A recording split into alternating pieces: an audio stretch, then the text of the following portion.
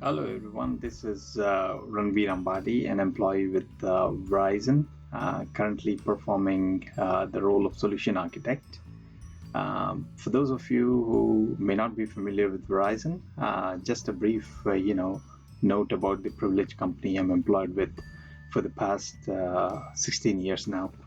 Verizon Communications was created on, I believe, June 30, 2000 by Bell Atlantic Corporation and GTE Corporation, which was one of the largest mergers in US business history. GTE and Bell Atlantic evolved and grew through decades, basically through mergers, acquisitions, and divestitures. Today, Verizon is a global communication technology company, delivering the promise of the digital world to millions of customers every single day. To get you familiar with the current role, which is solution architect role, it is basically a practice of designing, describing, and as such managing the solution engineering in relation to, I would say, pretty much focused on the solution level designs and analysis of the impact and how it impacts the overall business goals and outcomes. Pretty much this role actually involves analyzing the technology environment, analyzing enterprise specifics, analyzing and documenting requirements, setting the collaboration framework, creating a solution prototype, participating in technology selection, controlling solution development, and finally to support the project management teams.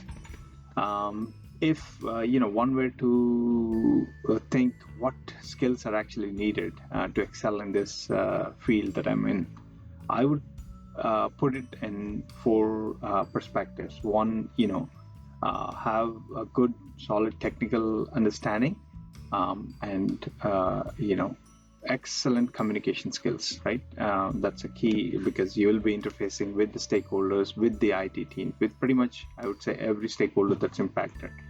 And of course, deep analytical skills. This is a key because this is where your understanding of the business and the IT side of the house comes into play towards developing this, I would say, efficient solution. Again, keeping in mind all to address the business problems that are out there. And of course, project management and resource management skills will be a plus for sure. Now, as we know, the world is facing the COVID-19 situation, and most of us are working remotely. Now, working remotely doesn't mean work alone, but we also should be learning along the way. Now, some of you might have a lingering question: how do we work, remotely and learn remotely? To me, it's simple.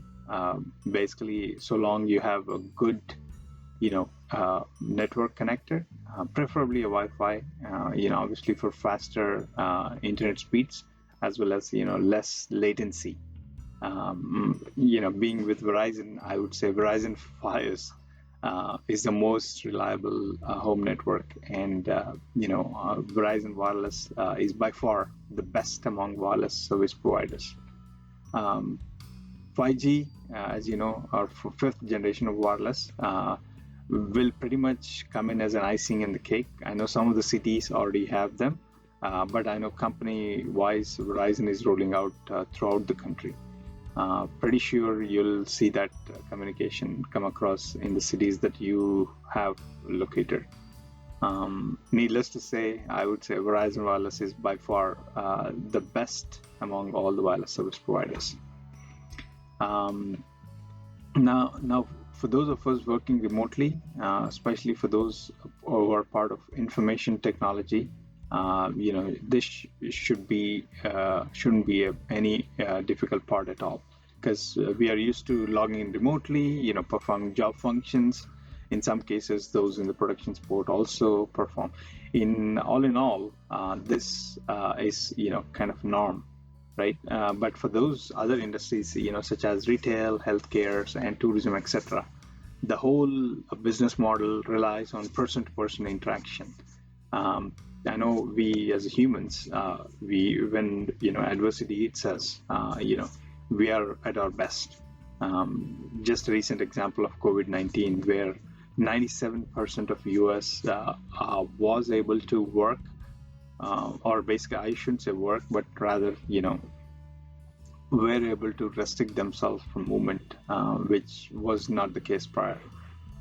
Again, we need to embrace this life as a not normal situation, but it's temporary, and it's just a way of us to utilize the best in space that we are allowed to. Again, as we all know, it's temporary, and hopefully the life will return to normal, probably in a modified version. Again, that's another way to embrace that change as well. Now, for those of you who may be interested in information technology, I would use one simple mantra that I myself diligently follow day in, day out: learn, learn, and learn. And that's the only way that'll set us to move forward in terms of our career. Now, you may be thinking, what could be our next technology evolution? I personally feel, having researched recently as well, the artificial intelligence will with significant implementation of the machine learning aspect of it, and perhaps the deep learning, right? They will definitely pave way to the fourth industrial revolution, as the world calls it. This should be a pointer, for those unfamiliar in the digital territory, to learn the skills and also set yourself for the future. And I wish you all a tremendous success along the journey. Finally, one personal advice I'd like to give all of you is, pay close attention to your elders. Suggestions, be it first cousins, your uncles, aunt, grandparents, etc. Again, their experiences, both personally and professionally, are communicated to you to ensure you all deal with those in a more patient way, and obviously setting yourself up for the brighter future.